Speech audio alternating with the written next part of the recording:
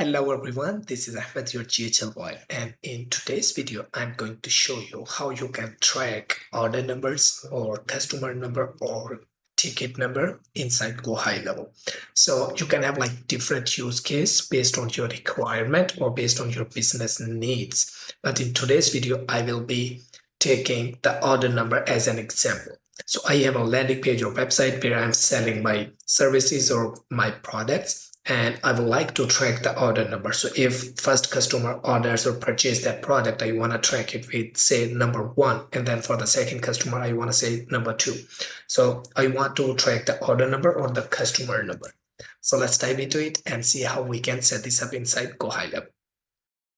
The GoHighLevel boy, Ahmed at the GHL boy. GHL boy, Ahmed. Rashid. Thank you, Ahmed, and thank you to the rest of your team.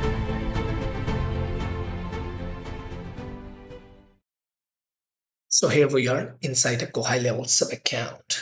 The first thing that we have to do is I need to create a custom value. So I will go to custom values and I need a custom value here, which I'm gonna call it recent order number. So this is going to be our recent order number. For example, if 5 customers have purchased, the value of this custom value is going to be 5. So this is going to be our latest or recent order number or customer number. So I will make it 0, but you can also make it 1000. Then 1000 is going to be actually your baseline. So your first customer number is going to be 1001, but I will make it simple and to the point. So I will make it 0. So this is first step. We need a custom value and I named it as a recent order number. Now I need to create a workflow. So I will go to automation. If you already have a workflow that is being triggered on the service or product purchase, you can use the same one as well. But I will create a new one. So start from scratch. And then here I'm gonna name it as, let's say, new order. And then the trigger. So here you can have a different trigger based on your requirement. So in case if you want to track the customer number, your trigger maybe is going to be the form submission. Or if you want to track the order numbers, then your trigger is going to be order form submission or order submission. So, but I will go with, let's say, order submitted. Okay, and then I'm not going to apply any filter. I'm gonna save this trigger, that's it. But prior to this, I also need a custom field for this order number. So I will go to custom field. Here is an important thing. Previously, we created a custom value that was called recent order number. Now we are going to create a custom field. So I will add a field. I'm gonna make it number. And this is going to be our, let's say, order number. I will make it under, let me see. Let's put it under the contact. Save it. And now I can go back to automation and look for the workflow that I was working on. New order right here. I'm gonna open it in a new tab. Here we are. Okay, so what we are gonna do, as soon as the order gets submitted, here I'm going to do a math operation. Here we go. And then first of all, what we are going to do here is we are going to select a custom value, recent order number. So in this case, it's going to be 0. So what we are going to do is grab the value of this custom value, which would be 0, and then add 1 into it, and then update the custom field of that contact, which is going to be order number. So there we go. What we have done is we get the custom value, which was 0. Then we added 1 into it to make it 1, and then updated the custom field that we just created, order number, as 1. So what's going to happen is whenever the first customer will add it into this workflow, it's going to be 0 plus 1. The order number for that customer is going to be 1. So that's the halfway. And then we are going to update the custom value. Now we are going to update this custom value, this one, current value is 0. The new value is going to be contacts order number, so that it gets updated every time. Let me see. Hold on, let me take it out here. So contact custom field order number. So what we are going to do here is we are going to update this custom value with the new value. So for the first customer here, we are gonna grab 0, add 1, and then the value of the custom field, the order number is going to be 1. And now we are going to update the custom value with that new value, which is going to be 1. There we go.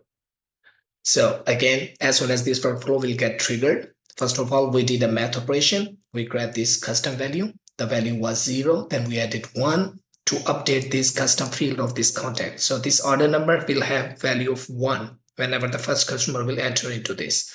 And then we are updating the custom value of recent order number with that new value that is going to be 1. So that when the second customer comes in, it's going to come here.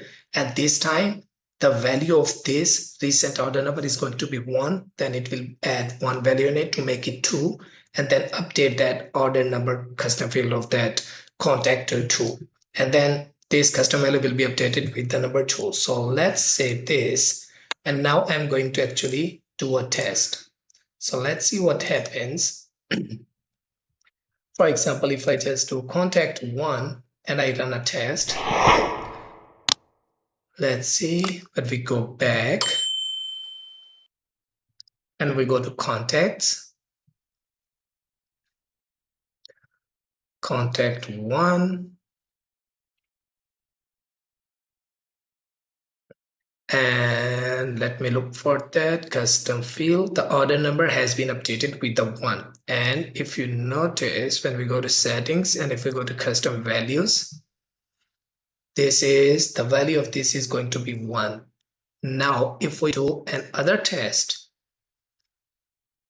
let's see, new order.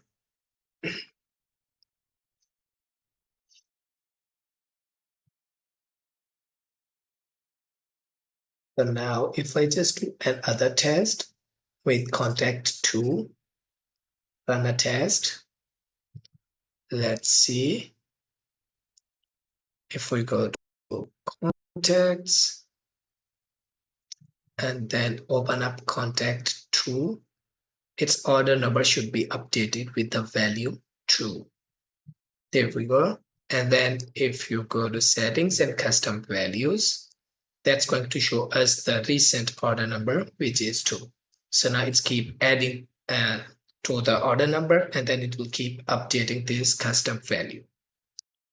So that was it. What we have done in today's video is we set up an automation to track the order number or customer number or ticket number, what you can call it based on your requirement. And what we have done is we created a custom value. I named it as recent order number, and then I put a value as 0. And then I created a custom field that is going to be linked for every customer. And I named it as order number. And then I created a workflow. The trigger was order submitted, but in your case, your trigger might be form submission or tag added or opportunity created, just based on your requirement. And then the first action was math operation. In the math operation, we picked that custom value of recent order number, which is 0. Then we add 1 into it, and then we update a custom field that was order number.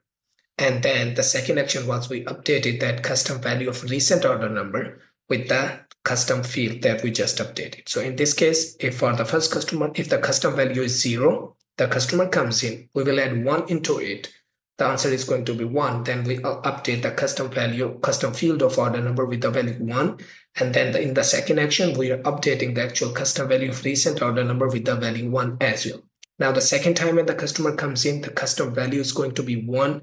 It will add 1 into it to make it 2, then update the custom field. And then in the second action, we are updating the custom value with number 2. The next time when customer comes in, the custom value is going to be 2. We will add 1 into it. So it will keep going and generating your order number and customer tracking.